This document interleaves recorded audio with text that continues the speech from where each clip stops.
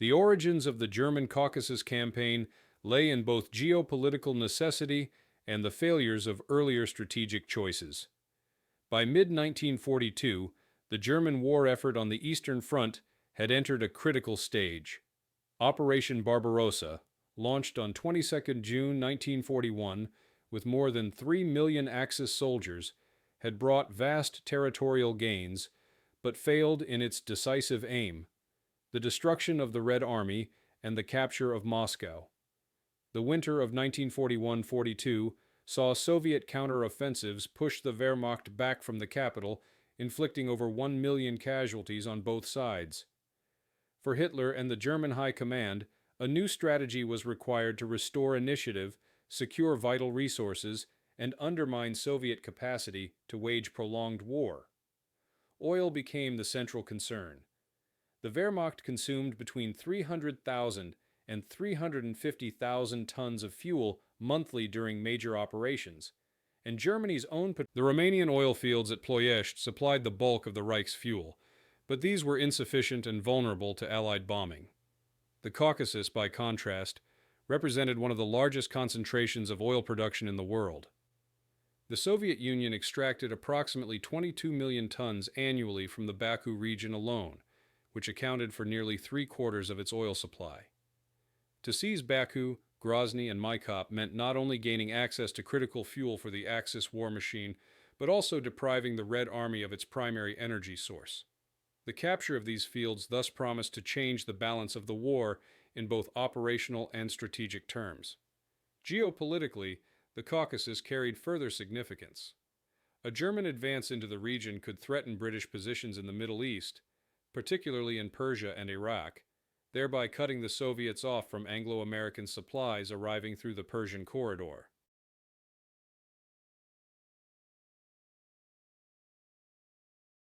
Hitler also speculated that a German presence in the Caucasus might open direct links with Turkey, a neutral state, but one courted by both Axis and Allies. Ankara's alignment with Germany, even short of direct military entry, would have altered the balance in the Black Sea and Mediterranean. Thus, the plan that would later be codenamed Operation Edelweiss was not merely a military undertaking, but a gamble to reshape the geopolitical map of Eurasia. On the Soviet side, Joseph Stalin and the Stavka, the Soviet High Command, were fully aware of the Caucasus's vulnerability. The Red Army's catastrophic defeats in summer 1941 had forced the abandonment of much territory, and by early 1942, the Southern Front appeared exposed. The Stavka understood that the defense of the Caucasus was synonymous with the defense of Soviet industry and survival. The loss of the oil fields would mean crippling logistical collapse. To prevent such a disaster, defensive lines were prepared along the Don and in the Caucasus foothills, but the Red Army remained overstretched. Soviet manpower reserves were vast, yet poorly equipped formations and newly raised divisions still needed time to recover from the disasters of 1941. In the first half of 1942, Soviet forces around the Don numbered roughly 1.7 million men, with approximately 2,000 tanks and 2,600 aircraft, but they were spread thin across a front stretching over 1,000 kilometers.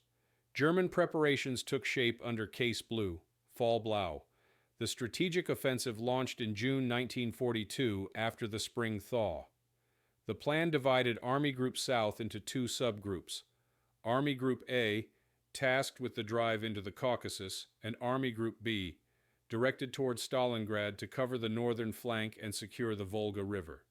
This separation of forces was highly controversial, yet Hitler remained convinced that simultaneous operations could secure both the Volga and the Caucasus oil fields, delivering a decisive blow against the Soviet Union.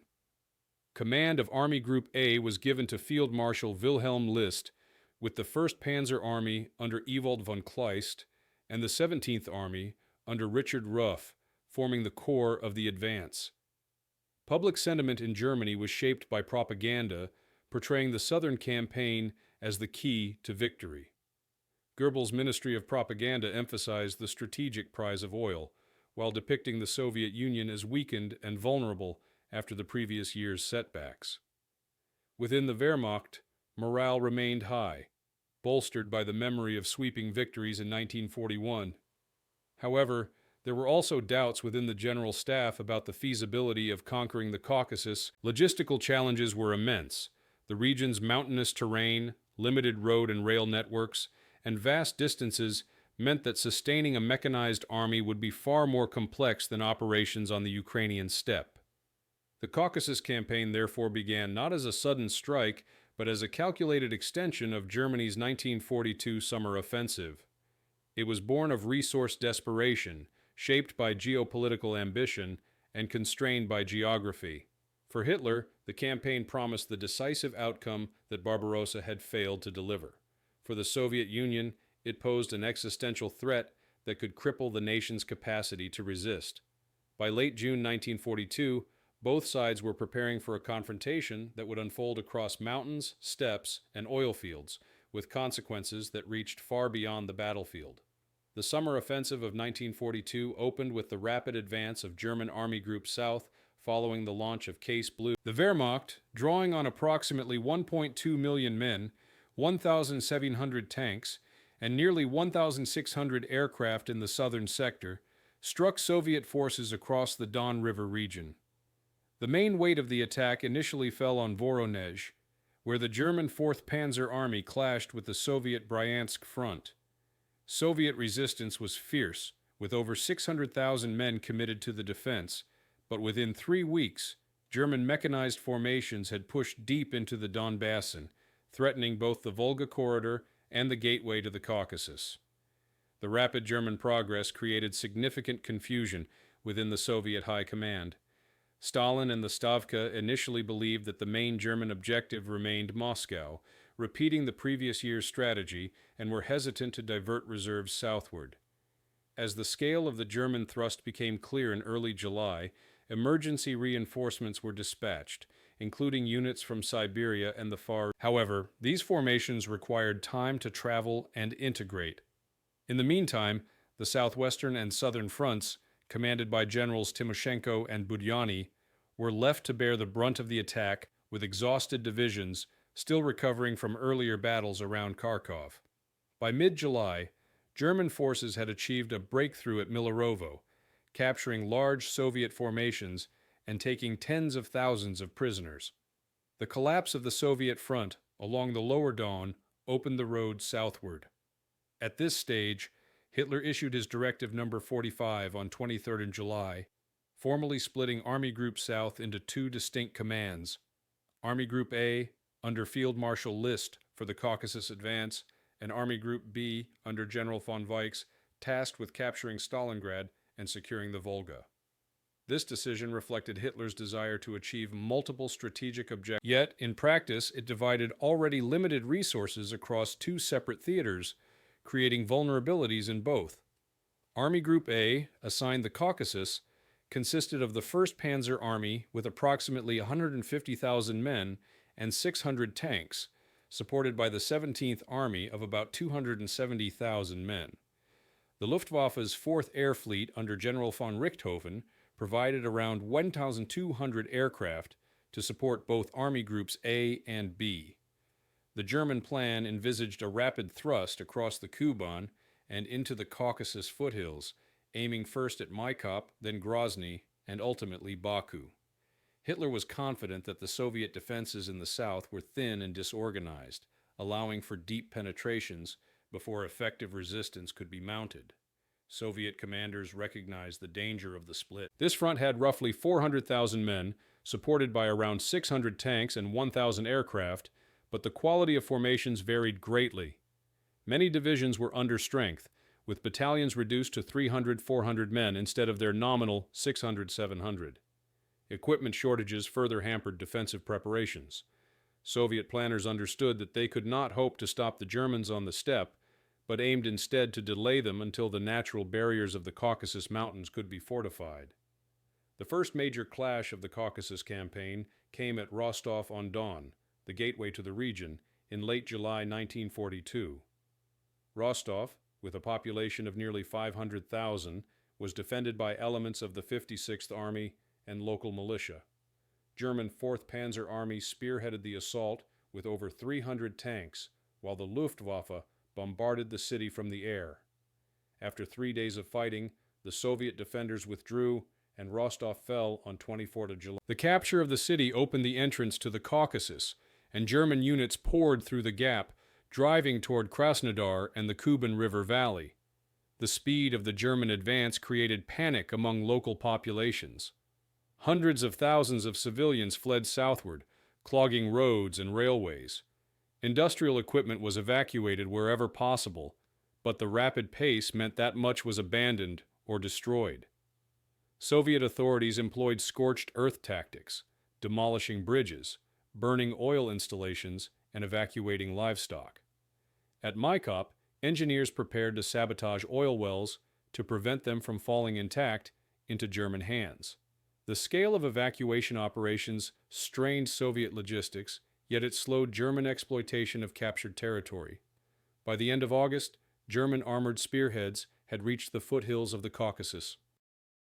The 1st Panzer Army advanced along the Black Sea coast toward Novorossiysk, while other units pushed southeast toward the oil-producing centers of Grozny. The Wehrmacht's deep thrusts created an impression of unstoppable momentum, and German propaganda proclaimed the imminent collapse of Soviet power in the south. Yet beneath the surface, problems were beginning to emerge. The long lines of communication stretched over 400 kilometers from the Dnieper to the Kuban, and fuel shortages became acute. Vehicles were immobilized for lack of petrol, and supplies had to be carried by horse-drawn wagons in terrain unsuitable for mechanized warfare. At the same time, Soviet resistance stiffened. Reinforcements from the Trans-Caucasus front were rushed to block the mountain passes, and partisan activity in the rear disrupted German supply lines. By September, it was clear that the German drive, though dramatic, was encountering both logistical limits and growing Soviet countermeasures. The opening phase of the Caucasus campaign had brought spectacular advances, but it had also revealed the vulnerabilities of an overstretched army attempting to conquer vast and hostile terrain. The stage was set for the contest over the oil fields and the mountains themselves. The strategic goals of the Caucasus campaign were ambitious and rooted in both necessity and ideology. For Hitler, the capture of the oil fields was not merely a resource objective, but a decisive war aim. Directive number 45 of 23 July 1942 laid out the plan with striking clarity. Army Group A was to seize Maikop as quickly as possible, then Grozny, and finally Baku on the Caspian Sea. These three centers together accounted for the overwhelming majority of Soviet oil output.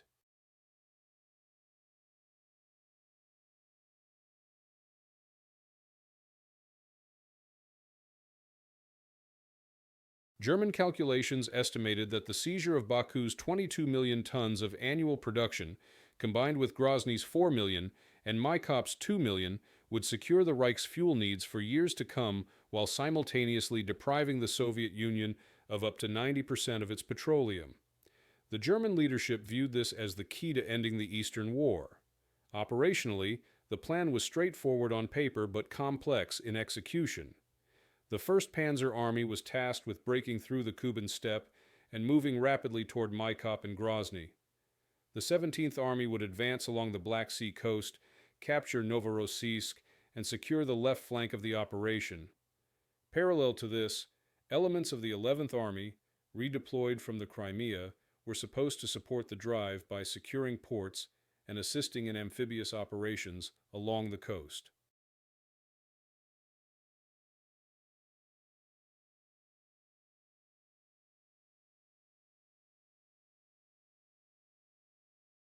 The Luftwaffe's 4th Air Fleet was assigned to dominate the skies, interdict Soviet supply routes, and provide close support for advancing ground forces.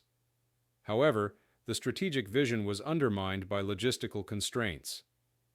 The German advance into the Caucasus required crossing rivers such as the Don and the Kuban, traversing steppe regions, and ultimately climbing into mountainous terrain where mechanized warfare was inherently limited.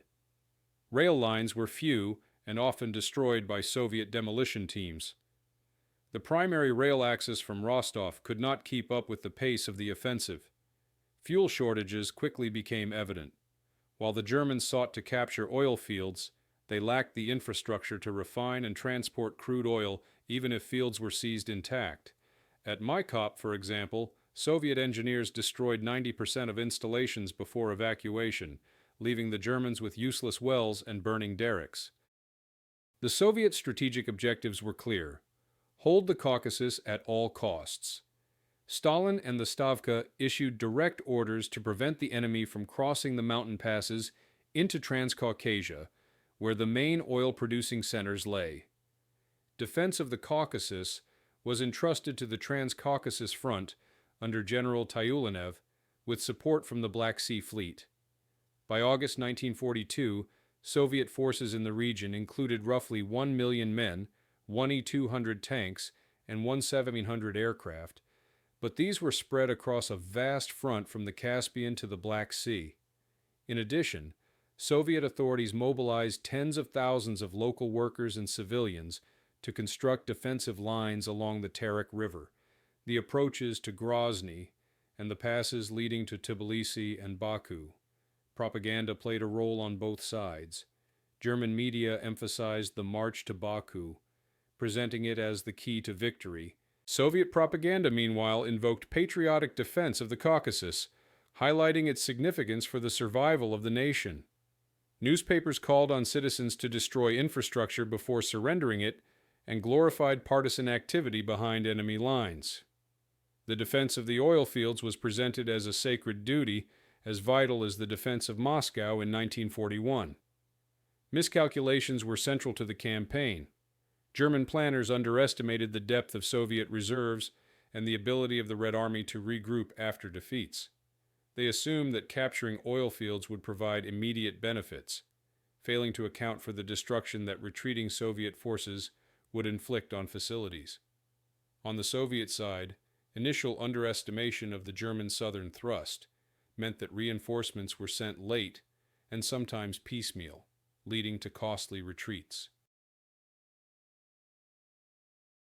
Yet, as the campaign unfolded, Soviet commanders adapted by using the terrain to their advantage, constructing fortified lines in the mountains and funneling German spearheads into narrow corridors where mobility was reduced.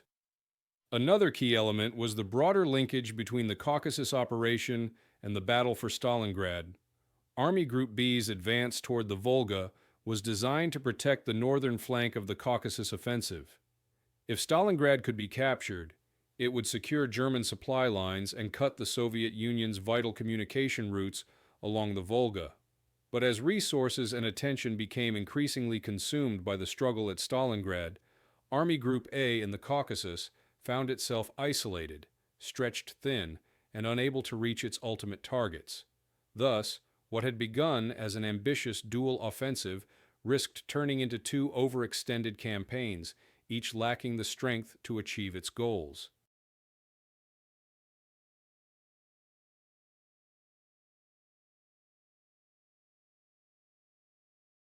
By September 1942, the German command faced the reality that while Maikop had been occupied, its oil output was destroyed. Grozny was heavily fortified, and Baku remained far beyond reach. Soviet forces, though battered, continued to resist, and reinforcements poured in from the north and east. The German advance slowed, supply shortages deepened, and the strategic vision of securing the oil of the Caucasus began to collide with the harsh geography of the region and the resilience of Soviet defense. The planning stage, filled with bold ambitions, gave way to the grinding reality of a campaign that demanded more than the Wehrmacht could sustain. The first major engagements of the Caucasus campaign unfolded in August 1942, as German spearheads attempted to convert their rapid advance into tangible strategic gains. After the fall of Rostov and the breakthrough into the Kuban, the city, one of the smaller but still important oil-producing centers of the region, became the first test of Soviet defensive strategy. Local authorities had evacuated over 20,000 civilians and destroyed industrial facilities. Oil derricks were set ablaze, pipelines dismantled, and refineries dynamited. When German units entered Maikop on 9 August, they found a city reduced to smoking ruins. Engineers estimated that 90% of installations were unusable, and attempts to restart production yielded only symbolic amounts of oil. The German aim of quickly exploiting captured resources collapsed almost immediately. Further east, the advance toward Grozny was met with increasing Soviet resistance. The Red Army deployed the 9th and 37th Armies along the Terek River line, supported by armored brigades and reinforced by local militias. The terrain favored the defenders, rivers, forests, and foothills. In September, German divisions launched repeated assaults to cross the Terek near Mozdok. Although some bridgeheads were established, Soviet counterattacks, supported by artillery and airstrikes, contained the penetration. The battles along the Terek cost both sides heavily. German records indicate that some panzer divisions were reduced to 40-50 operational tanks by October, while Soviet reports list over 20,000 casualties in this sector during August-September. On the Black Sea flank, the 17th Army advanced into the Kuban and toward the port city of Novorossiysk. The city, with its naval base and access to the eastern Black Sea, was vital for Soviet supply and fleet operations. The German attack, supported by Romanian and Slovak units, began in late August. Soviet defenders, including the 47th Army and elements of the Black Sea Fleet, transformed the port into a fortress.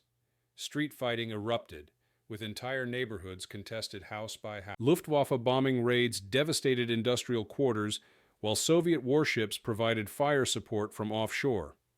By 10th September, German troops entered parts of the city, but resistance continued in the southern districts. Although most of Novorossiysk fell, a pocket of Soviet defenders clung to the eastern shore and nearby cement factories, holding out until 1943.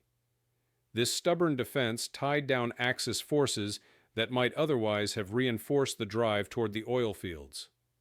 Civilian populations bore the brunt of these early battles. In the Kuban, villages were evacuated under Soviet orders, and livestock driven east to deny resources to the invader. Where the Wehrmacht advanced, local populations faced requisitioning of food and forced labor. The German command established rear area administrations intended to exploit agriculture and remaining industry, but in the mountains north of the Black Sea coast, partisan bands, numbering several thousand fighters, launched raids against German supply convoys and rail lines. By autumn 1942, these operations were significant enough to compel the diversion of regular German infantry for anti-partisan sweeps. The morale impact of the first engagements was mixed. For the Germans, the rapid seizure of territory suggested momentum, yet the failure to secure usable oil and the mounting resistance around Grozny and Novorossiysk raised doubts. Among Soviet troops and civilians, initial retreats were demoralizing, but the visible destruction of oil fields and the stubborn defense of ports served as symbols of determination. Propaganda highlighted the Maikop sabotage as proof of Soviet ingenuity and the Novorossiysk resistance as an example of unyielding patriotism. Unexpected outcomes soon became evident.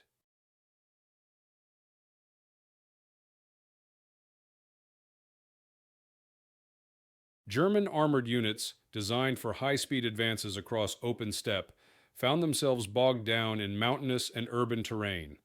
The Luftwaffe, although still dominant in the air, was stretched between supporting the Caucasus offensive and the escalating Battle of Stalingrad. Soviet air units, operating from bases in Transcaucasia and Iran, began to contest German bombing raids more effectively. At the same time, the climate imposed new challenges. By September, heavy rains turned steppe roads into mud, slowing convoys and isolating forward spearheads.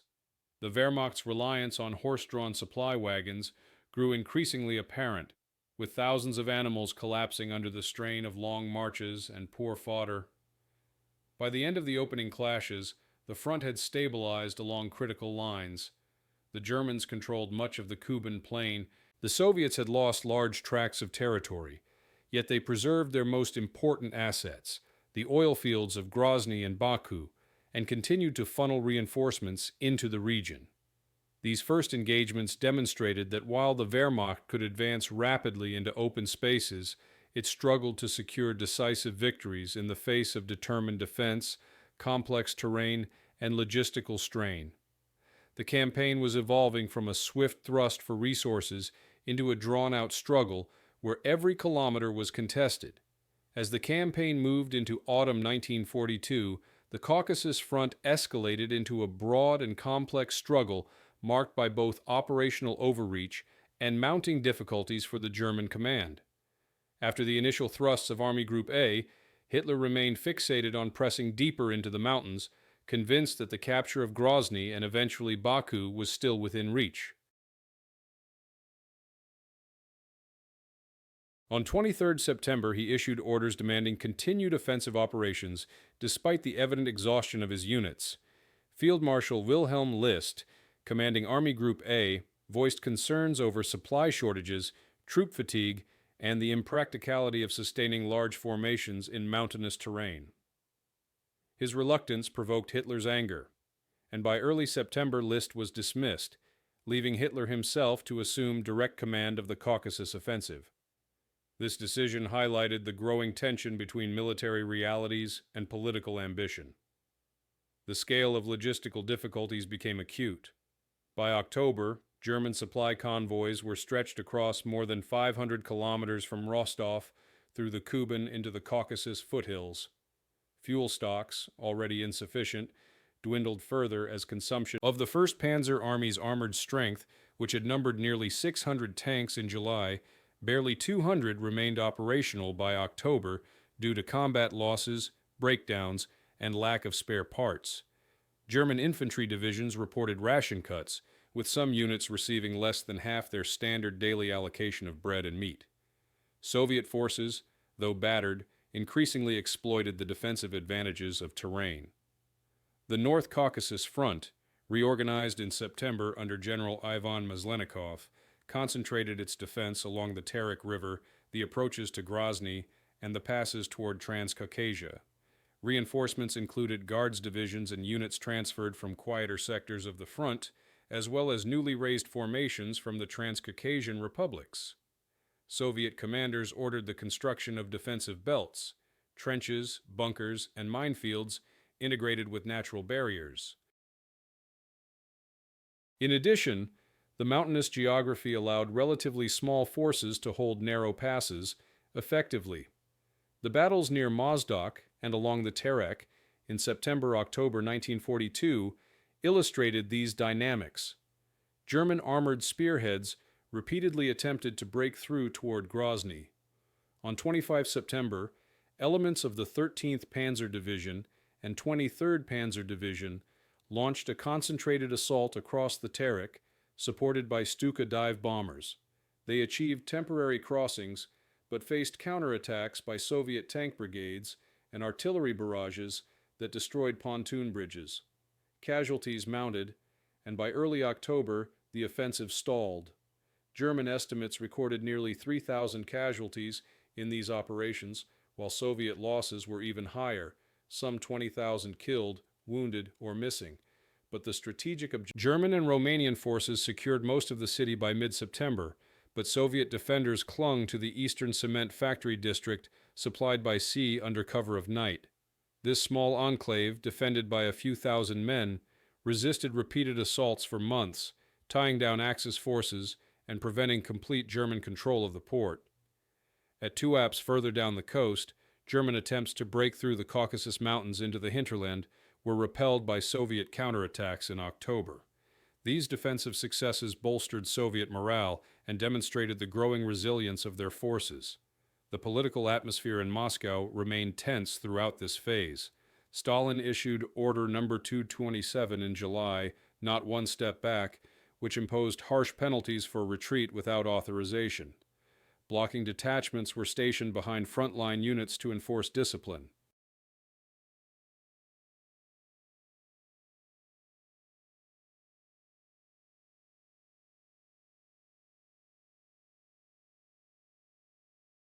While controversial, the order stiffened resistance and reduced the frequency of mass withdrawals that had characterized 1941. At the same time, the Soviet government pressed local populations into service. Men too old for frontline duty joined labor battalions building fortifications, while women and teenagers worked in supply roles or as partisans.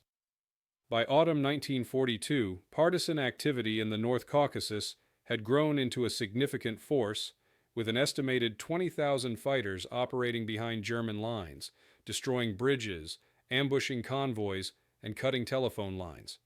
Internationally, the campaign began to draw concern from Germany's allies and adversaries alike. Turkey, closely watching developments, maintained neutrality, but mobilized forces along its eastern border in case the fighting spread. Britain and the United States, already supplying the USSR through the Persian corridor, accelerated deliveries of trucks, fuel, and aircraft, recognizing the Caucasus as vital to Soviet survival. Lend-Lease shipments through Iran included thousands of Studebaker trucks, which played a crucial role in improving Soviet logistical mobility in the mountainous terrain. By late October, the Caucasus campaign entered a crisis stage for the Germans. The offensive momentum had ebbed, supply shortages were crippling, and Soviet resistance was intensifying. At the same time, events further north began to overshadow the Caucasus. The Battle of Stalingrad, raging since late August, consumed ever greater resources. The need to reinforce the Volga front meant fewer reserves for the drive toward Baku. Army Group A, extended and vulnerable, risked encirclement if Soviet counteroffensives succeeded in cutting off its. The escalation of the Caucasus campaign thus revealed the overextension of German strategy. Two massive operations, Stalingrad and the Caucasus, were being waged simultaneously, each straining the Wehrmacht beyond its means. By November 1942, both sides braced for the next phase. The Germans still held significant territory, including Maikop and large parts of the Kuban, but their primary objectives, Grozny and Baku, remained distant. The Soviets, though bloodied, sensed that the German offensive had lost its initial momentum. The escalation of combat, combined with political tension and mounting casualties, set the stage for the decisive battles to come. The Caucasus campaign reached its peak intensity in the late autumn of 1942, as the German advance pressed against the last Soviet defensive lines before the central oil-producing regions.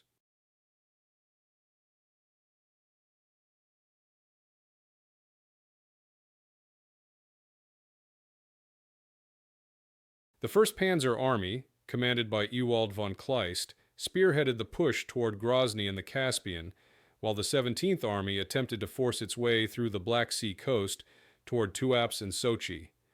The scale of operations was immense, stretching from the high mountains of the western Caucasus to the arid plains east of the Terek River. Yet even as the Wehrmacht launched its most determined efforts, the limitations of manpower, supply, and geography became decisive factors. The struggle around Mozdok and the Terek River represented the zenith of the German attempt to break into the heart of the Caucasus. In October 1942, German panzer divisions once again attempted to cross the Terek and drive on Grozny. Kleist concentrated his remaining armored strength, some 150 operational tanks, along a 40-kilometer sector supported by artillery and the Luftwaffe's Stuka units. The assaults, beginning on 25 October, forced temporary Soviet withdrawals, but counterattacks by the 9th and 37th Armies sealed off breakthroughs. Soviet artillery barrages, firing tens of thousands of shells daily, inflicted heavy damage on German pontoon bridges and stalled crossings. Despite repeated efforts through November, Grozny remained beyond reach. German losses mounted, while Soviet defenders, though sustaining over 30,000 casualties during these battles, successfully prevented a breakthrough. Along the Black Sea, the battle for Tuapse reached its climax in October. German mountain troops, including elite Gebirgsjäger units, attempted to force the passes south of Krasnodar. The terrain was a formidable barrier: dense forests, steep ridges, and narrow roads that reduced armored formations to uselessness. The 56th Soviet Army, defending the approaches, dug in on ridge lines and utilized. Fierce fighting raged through the month, with German units advancing no more than a few kilometers before being halted. By early November, exhausted and suffering thousands of casualties, the 17th Army abandoned hopes of capturing Tuapse. Soviet forces secured the port and ensured that supply lines through the Black Sea remained open. Novorossiysk, though largely occupied, continued to resist. The defenders of the cement plant district, numbering barely 5,000 men, held out under constant bombardment. Supplied by the Black Sea Fleet, they maintained a pocket of resistance that tied down 2 German divisions.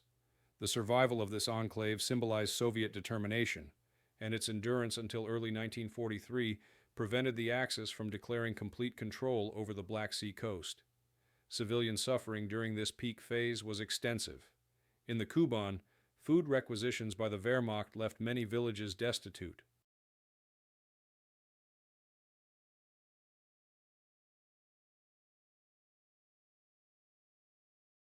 Soviet scorched earth tactics further deprived the population of resources. Thousands of civilians were deported as forced labor to support German construction projects. At the same time, German troops faced growing hostility from local inhabitants, many of whom joined partisan detachments. The partisans increasingly coordinated with the Red Army, sabotaging railway lines and ambushing convoys. By November 1942, German reports recorded over 200 partisan attacks in a single month across the North Caucasus rear areas. The Luftwaffe attempted to maintain air superiority, but faced mounting challenges. With much of the 4th Air Fleet diverted to Stalingrad, German forces in the Caucasus had fewer than 400 operational aircraft by November. Soviet aviation, bolstered by Lend-Lease deliveries of British Hurricanes and American P-39-era Cobras, grew stronger. Soviet pilots, air battles over the Kuban and Terek saw increasing Soviet success, eroding German dominance in the skies. For the German High Command, the peak of the Caucasus campaign coincided with critical developments elsewhere. Stalingrad consumed the bulk of reserves, and Hitler's insistence on holding ground in both the Volga sector and the Caucasus stretched the Wehrmacht to breaking point. Army Group A, despite holding territory as far south as the Elbrus region, the highest peak in Europe, where German mountaineers famously planted a Reich flag in August, was unable to capitalize on symbolic achievements. The logistical situation grew desperate. Some forward units reported receiving only half their fuel requirements, immobilizing tanks and forcing reliance on captured Soviet vehicles and horses. Soviet morale, by contrast, hardened. The successful defense of Tuapse and Grozny convinced commanders that the German advance had reached its culmination. Civilian evacuations continued on a massive scale, with hundreds of thousands relocated across the Caspian Sea to Kazakhstan and Central Asia. Industrial facilities dismantled earlier in the year were reassembled in the Urals, ensuring that Soviet war production remained steady despite territorial losses. The knowledge that Grozny and Baku remained in Soviet hands provided confidence that the oil supply would continue, sustaining both the Red Army and the wider war effort. By December 1942, the Caucasus Front had reached its high water mark for the Germans. They occupied Maikop and controlled large parts of the Kuban Plain, but Grozny was firmly defended, Tuapse remained unconquered, and Baku lay far beyond reach. German divisions were depleted, with some reduced to half their original strength. The 17th Army reported 60,000 casualties by the end of the year, while the 1st Panzer Army, the Wehrmacht's offensive capacity in the Caucasus, was effectively exhausted. This peak of the campaign revealed the contradictions at the heart of Hitler's strategy. What was intended as a decisive strike to secure vital oil resources and cripple the Soviet Union had instead become a costly and unsustainable advance. Even as German forces stood at the edge of the Caucasus Mountains, the balance of the wider war was shifting. The Soviet counteroffensive at Stalingrad in November threatened to isolate Army Group A entirely. The apex of German advance thus marked the beginning of an inevitable retreat. As the German advance slowed in late 1942, the campaign entered a phase defined by Soviet resistance and adaptation. The Red Army, having absorbed the shock of the initial thrust, shifted toward defensive consolidation and the gradual preparation of countermeasures. In the Caucasus, the mountains, rivers, and narrow passes provided natural defensive strongholds, which Soviet forces exploited to offset the mobility and firepower advantages of the Wehrmacht. Soviet engineers and local civilians constructed successive lines of fortifications, trenches, and anti-tank obstacles, turning every pass and river crossing into a potential killing zone. One of the key adaptations was the extensive use of fortified zones along the Terek River. Soviet commanders concentrated artillery and anti-tank guns to block likely German avenues of advance. Mines were laid in large quantities, particularly on roads leading to Grozny and the oil facilities. These measures slowed German progress to a crawl, forcing repeated frontal assaults with mounting casualties. At the same time, the Soviets adapted their tactics to the rugged environment. Small, mobile infantry detachments conducted raids on German positions at night, exploiting their familiarity with local terrain. Cavalry units, still significant in the Red Army, were employed in mountain operations where tanks could not maneuver effectively. Partisan activity grew in scale and sophistication. By autumn 1942, Soviet partisan forces in the North Caucasus numbered tens of thousands. Operating from forested foothills and mountain hideouts, they carried out systematic sabotage of German supply lines. Bridges across the Kuban were blown up, fuel depots torched, and convoys ambushed. These attacks disrupted the already strained logistics of Army Group A, forcing the diversion of frontline troops to rear area security duties. In some districts, German authorities reported losing more than 20% of supply traffic to partisan attacks. Coordination between partisans and regular Soviet forces increased as radios and couriers linked guerrilla operations with Stavka's broader plans. The Soviet adaptation also extended to thousands of American Studebaker trucks and British transport vehicles began arriving via the Persian corridor. These vehicles, well suited to rough terrain, gave Soviet units greater mobility in mountainous areas. They allowed rapid redeployment of reserves and the resupply of forward positions. In aviation, American P-39 Airacobra fighters and British Hurricanes strengthened the Soviet air arm in the region, providing cover against the Luftwaffe and enabling offensive strikes on German positions. By November, Soviet air units were carrying out hundreds of sorties daily across the Caucasus front. On the German side, improvisation became increasingly necessary. The 1st Panzer Army and 17th Army attempted to maintain offensive pressure despite shortages. Units scavenged Soviet fuel and vehicles to keep moving. Mountain divisions employed pack animals and local carts to transport supplies through terrain inaccessible to motor transport. German engineers attempted to repair the Maykop oil fields, but Soviet sabotage was so thorough that production never exceeded a negligible fraction of pre-war levels. Efforts to restart refining operations failed, and the occupation of Maykop yielded no strategic benefit. Psychologically, the campaign exacted a heavy toll. German troops, accustomed to fast-paced blitzkrieg operations, now faced static battles in inhospitable terrain with inadequate supplies. Reports from the front noted declining morale, desertions among Allied Romanian units, and rising sickness rates due to poor conditions. On the Soviet side, morale was reinforced by propaganda emphasizing successful defenses at Grozny, Tuapse, and Novorossiysk.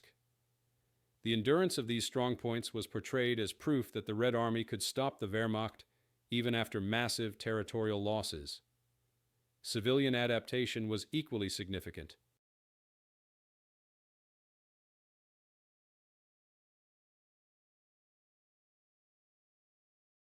Hundreds of thousands of inhabitants of the Caucasus were evacuated to Central Asia and the Volga region. Those who remained were mobilized into support roles, repairing roads, transporting supplies, or serving as guides for Soviet troops. Ethnic groups of the Caucasus, Chechens, Georgians, Armenians, and others, played roles in both the Red Army and partisan movements. However, the strain of war also led to harsh measures. Soviet authorities distrusted some ethnic minorities suspected of collaboration with the Germans, leading to arrests and deportations. The war thus deepened both unity and divisions within the Caucasus population. As autumn turned to winter, the Germans attempted to consolidate their positions, but the Soviets sensed opportunity. The defense of the Caucasus had stabilized, and Soviet forces began probing counterattacks along the Terek and in the Black Sea sector.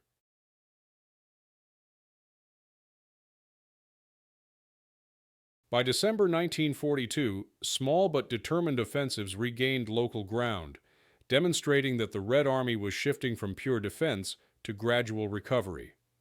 The larger strategic picture underscored the importance of these adaptations. At Stalingrad, the Soviet counteroffensive launched in November threatened to encircle the German Sixth Army, changing the balance of the entire southern front. Army Group A in the Caucasus now faced the risk of isolation. Soviet resistance in the Caucasus, therefore, was not only a matter of holding ground, but also of buying time for the broader strategic reversal unfolding across the Eastern Front. The phase of resistance and adaptation revealed the limits of German offensive power and the growing ability of the Soviet Union to absorb and respond to massive blows. Through fortifications, partisans, Lend-Lease mobility, what had begun as a drive for vital oil now evolved into a struggle for survival, one in which Soviet adaptation steadily shifted the balance of power. The turning point of the Caucasus campaign unfolded between November 1942 and January 1943, when the broader dynamics of the Eastern Front reshaped the fate of Army Group A. While German troops still occupied wide stretches of the Kuban and stood near Grozny, events at Stalingrad dictated the outcome of the entire southern strategy. The Soviet counteroffensive, Operation Uranus, launched on 19 November 1942, surrounded the German Sixth Army and parts of the 4th Panzer Army at Stalingrad. This encirclement fundamentally altered Hitler's southern gamble. Army Group A, still deep in the Caucasus, suddenly faced the prospect of being cut off from the rest of the Wehrmacht. The Soviet Stavka, while the encirclement at Stalingrad absorbed most attention, additional offensives were launched to pressure Army Group A. On 1 January 1943, Operation Little Saturn and the North Caucasus offensive began, targeting German positions along the lower Don and into the Kuban. Soviet armies attacked simultaneously across multiple axes. The Transcaucasus Front pressed northward from Ordzhonikidze, while the North Caucasus Front advanced westward along the Black Sea coast. The combined effect was to place Army Group A in imminent danger of encirclement. German commanders recognized the peril. Field Marshal von Kleist, commanding the 1st Panzer Army, repeatedly warned Hitler of the risk. By December, his units were spread across 700 kilometers of front, from Novorossiysk to Nalchik, with extended supply lines vulnerable to Soviet breakthroughs. Kleist argued for withdrawal, noting that his divisions were reduced to half strength, fuel was critically short, and the capture of Grozny or Baku was no longer realistic. Yet Hitler initially forbade retreat, insisting that the oil of the Caucasus remained vital and that Army Group A must hold its ground. The memory of 1918, when Germany had briefly occupied parts of the Caucasus in World War I, influenced his thinking. He believed a presence in the region could still yield political leverage and possibly induce Turkey to join the Axis. The tactical situation, however, deteriorated rapidly. In November, Soviet forces launched an attack near Ordzhonikidze. Elements of the German 13th Panzer Division penetrated into the city outskirts, but supply shortages and stiff Soviet resistance forced withdrawal. In this battle, the Germans lost nearly 3,500 men and dozens of tanks, while the Soviets committed over 50,000 troops and sustained even higher casualties. The failure to take Ordzhonikidze marked the furthest point of German advance in the Caucasus. From that moment, offensive momentum shifted irreversibly. The Soviet winter offensive gathered pace in December and January. On 2 January 1943, Soviet forces captured Mozdok, forcing German units to abandon their bridgeheads across the Terek. By mid-January, Nalchik and Pyatigorsk fell, and German divisions retreated westward toward the Kuban. Simultaneously, the Red Army advanced along the Black Sea coast, liberating Armavir and Maykop by 23 January. Each Soviet success tightened the noose around Army Group A, cutting its access routes and threatening its rear. For the German High Command, the situation reached crisis proportions, with 6th Army encircled at Stalingrad and Army Group B retreating from the Don. Army Group A risked total destruction if it remained in the Caucasus. On 31 December 1942, Hitler finally authorized partial withdrawal, though he continued to demand that key positions such as Tuapse and Novorossiysk be held as long as possible. Kleist organized a skillful fighting retreat, maneuvering his depleted divisions back toward the Kuban bridgehead. This retreat, conducted under constant Soviet pressure, was one of the most complex operations of the war. The scale of German withdrawal was immense.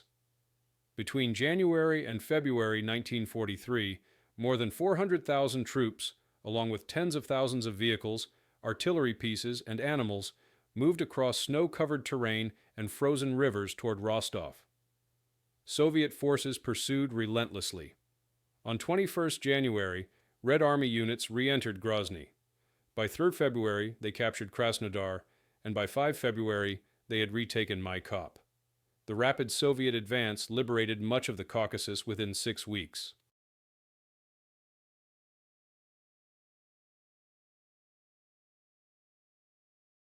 Civilians, many of whom had suffered through months of occupation, returned to destroyed cities and scorched oil fields. Soviet engineers immediately began repairing facilities, though full production would not resume until late 1943. The German retreat was costly but not catastrophic. Unlike the 6th Army at Stalingrad, Army Group A avoided encirclement and destruction. Kleist's insistence on maintaining open retreat routes and his skillful use of rearguard actions allowed the bulk of his forces to escape. Nonetheless, losses were heavy. Estimates suggest Army Group A suffered over 100,000 casualties during the retreat, including killed, wounded, and prisoners. Thousands of vehicles were abandoned for lack of fuel.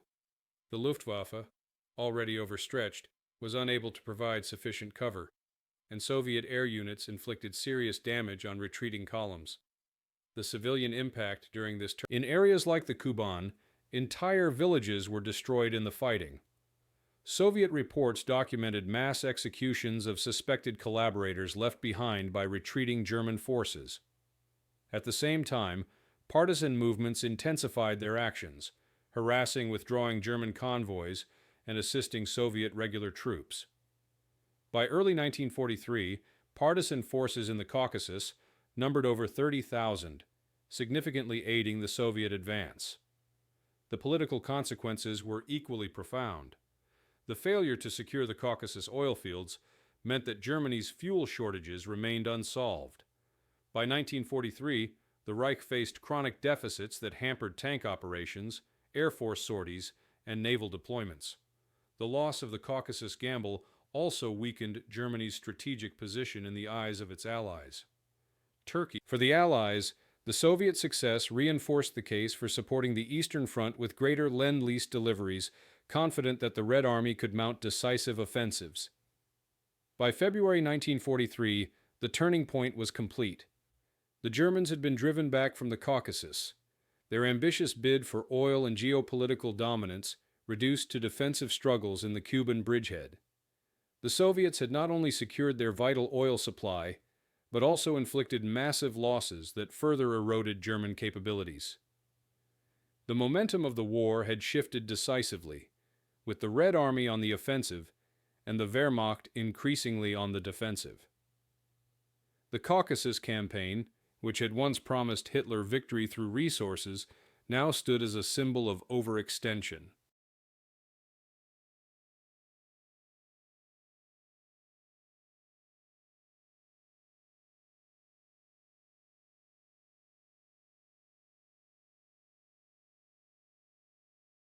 The turning point revealed the limits of German power.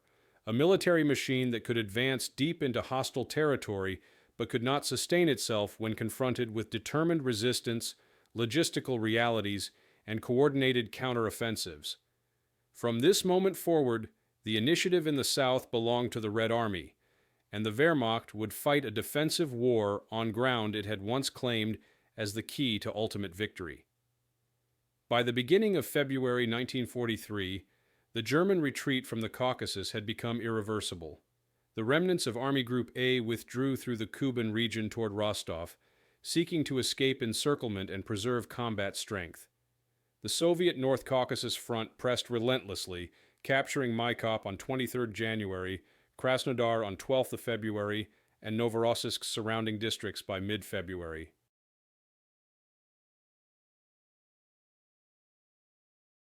The German 17th Army, which had fought for months along the Black Sea coast, fell back into defensive positions on the Taman Peninsula, establishing what became known as the Kuban bridgehead. The withdrawal was conducted under constant Soviet pressure. Kleist's forces, numbering roughly 400,000 men at the start of the retreat, endured continuous Soviet artillery bombardments and air raids. Soviet air superiority, strengthened by growing numbers of Yak-1s, Ley GG-3s, and Allied-supplied P-39s, allowed the Red Air Force to harass columns on open roads. Bridges across the Kuban River were destroyed and rebuilt repeatedly under fire. German units abandoned vast amounts of heavy equipment. By March 1943, Army Group A had lost nearly half its original armored strength, leaving only around 100 operational tanks in the entire command. Fuel shortages forced command. For the Soviets, the offensive achieved remarkable results in a short time.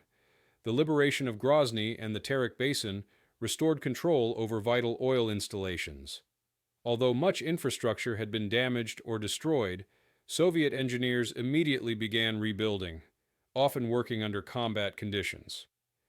By summer 1943, production in the Grozny oil fields had partially resumed, ensuring that the Red Army would not suffer crippling fuel shortages. The recapture of ports such as Tuapse and Novorossiysk secured Black Sea supply lines and allowed the Soviet fleet to resume offensive operations against Axis coastal shipping. Yet the withdrawal phase also revealed the difficulties of sustaining pursuit. Soviet formations, after months of heavy fighting, were exhausted and under strength. The rapid pace of the advance stretched their supply lines. Bridges destroyed during the German retreat slowed logistical supply. Casualty figures were high. Between January and March 1943, Soviet forces in the Caucasus suffered more than 100,000 losses, reflecting the intensity of continuous operations. Still, the strategic outcome was unmistakable. The Red Army had regained the Caucasus and preserved its oil lifeline. For the Germans, the Kuban bridgehead represented both a retreat and a refusal to concede defeat. Hitler insisted that the 17th Army hold the Taman Peninsula as a forward base for potential future offensives. The bridgehead, defended by some 200,000 men, was fortified with trenches, bunkers, and artillery positions. The Luftwaffe was ordered to support its defense, creating one of the densest concentrations of German air power in the east. The hope was to maintain a foothold in the region, secure access to the Black Sea, and protect the flank of Army Group South. Civilians returning to liberated towns found oil fields and factories in ruins, villages burned, and farmland devastated. Soviet authorities reported that more than 70% of industrial capacity in the region had been destroyed during the German occupation and retreat. In Grozny and Maikop, hundreds of wells had been sabotaged. In the Kuban, grain harvests were ruined by scorched earth tactics, leaving thousands of families dependent on emergency food relief. Reprisals also accompanied liberation. Soviet security organs targeted collaborators and alleged traitors, leading to arrests, executions, and deportations. Politically, the consequences of the German withdrawal were profound. The failure to secure the Caucasus shattered Hitler's strategic hopes for 1942. Not only had the Reich failed to obtain the vital oil resources it desperately needed, but the diverse Army Group A, though preserved from encirclement, had been forced to abandon its objectives, leaving the strategic initiative permanently with the Red Army. The morale of German troops reflected the outcome. Veterans of the retreat later described the sense of futility. Months of hard fighting had brought nothing but destruction and withdrawal. Divisions that had once driven deep into the mountains now clung to a narrow strip of land on the Black Sea coast. By contrast, Soviet morale soared. Propaganda trumpeted the liberation of the Caucasus as a triumph equal to the defense of Moscow. The successful defense of oil fields was presented as proof of the Red Army's growing strength and the inevitability of German defeat. By the spring of 1943, the Caucasus campaign was effectively over. The Wehrmacht had failed in its central aim. The Soviet Union had preserved its vital oil. Army Group A remained in the Kuban bridgehead, but its presence was a defensive measure, not a launching pad for renewed offensives. The Red Army, now in possession of the initiative, prepared for further operations that would culminate in the battles of 1943, most notably Kursk. The withdrawal and its aftermath underscored the collapse of Hitler's grand strategy in the South. What had begun in summer 1942 as a bold attempt to reshape the war through conquest of resources had ended, less than a year later, in retreat, destruction, and loss of strategic momentum. For the Soviet Union, the Caucasus campaign marked not only a military victory, but the survival of its economic lifeline, ensuring that the Red Army would continue to field tanks, aircraft, and mechanized armies in ever greater numbers as the war shifted toward the German heart. The legacy of the Caucasus campaign of 1942-1943 was shaped not only by its immediate military consequences, but also by its long-term significance for the course of the Second World War. At the most basic level, the campaign demonstrated the fatal overextension of German strategy on the Eastern Front. What had begun as a bold attempt to secure vital oil resources and cripple the Soviet Union's war effort ended in retreat, with Army Group A forced back into the Kuban and eventually out of the region altogether. The failure highlighted the dangers of pursuing simultaneous objectives, Stalingrad and the Caucasus, without the resources to achieve either decisively. For Germany, the consequences were severe. The Reich entered 1943 with its fuel shortages unresolved. Despite seizing Maikop and parts of the Caucasus steppe, the Wehrmacht gained no usable oil. Sabotage and scorched earth tactics left captured wells unusable, and German engineers were unable to restore. As a result, Germany remained dependent on Romanian oil from Ploiești, which itself was vulnerable to bombing raids that began intensifying in 1943. The failure to capture Baku meant that the German war machine faced chronic fuel shortages for the remainder of the conflict. These shortages limited panzer operations, curtailed Luftwaffe sorties, and undermined the Kriegsmarine's ability to deploy effectively. In this sense, the Caucasus campaign was not simply a lost battle, but a lost strategic opportunity whose absence shaped the rest of the war. For the Soviet Union, the successful defense of the Caucasus was a turning point in its own right. Preserving the Grozny and Baku oil fields ensured the Red Army's continued mobility and striking power. By 1943, Soviet tank and aircraft production was increasing, supported by secure energy supplies and growing Lend-Lease deliveries. The victory also freed Soviet planners from the existential fear of losing their primary oil source. This allowed greater flexibility in strategic planning, culminating in the concentration of forces for the Kursk counteroffensive in summer 1943. The knowledge that oil was safe enabled the Red Army to sustain large-scale mechanized operations until the end of the war. Culturally and politically, the campaign became a symbol of Soviet resilience. Propaganda celebrated the defense of the Caucasus, alongside the victories at Moscow and Stalingrad. The endurance of Grozny and the liberation of Maikop and Krasnodar were presented as proof of the Soviet people's unity in the face of invasion.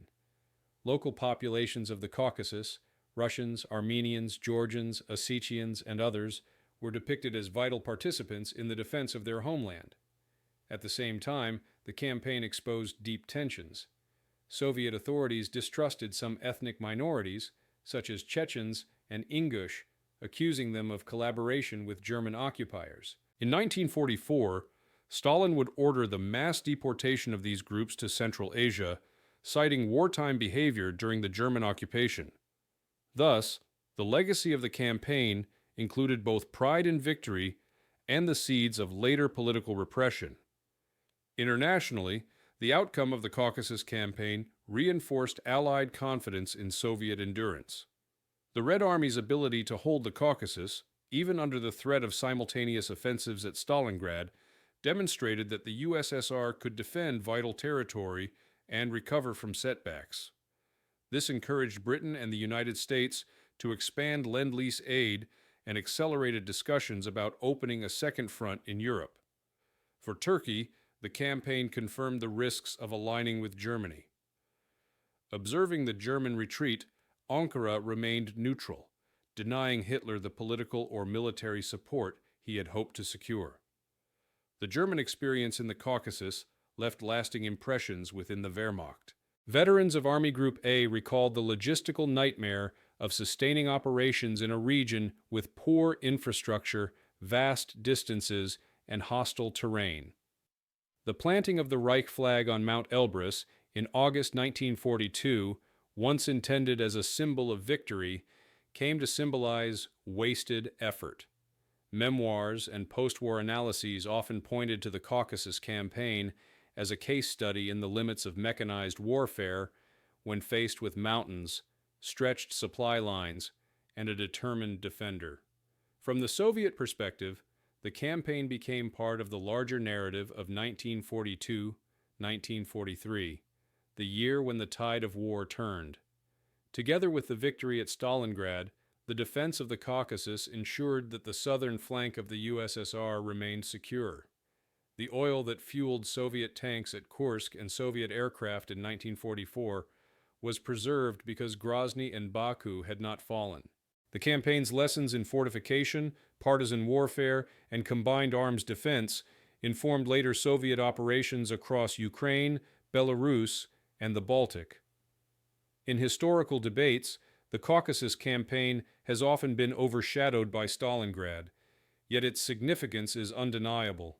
Had Germany succeeded, the Soviet Union might have been deprived of its energy lifeline, altering the war's trajectory.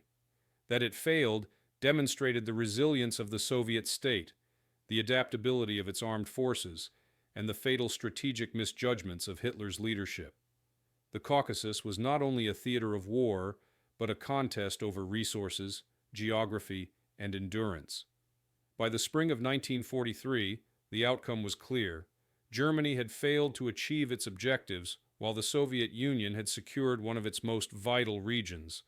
The Caucasus campaign thus entered history as both a missed opportunity for the Axis and a decisive safeguard for the Allies. It marked the moment when Hitler's vision of a resource-driven victory collapsed, and when the Soviet Union, still scarred and battered, preserved the strength to carry the war forward into enemy territory. The oil of the Caucasus remained Soviet, and with it, the capacity to continue the struggle until final victory in 1945.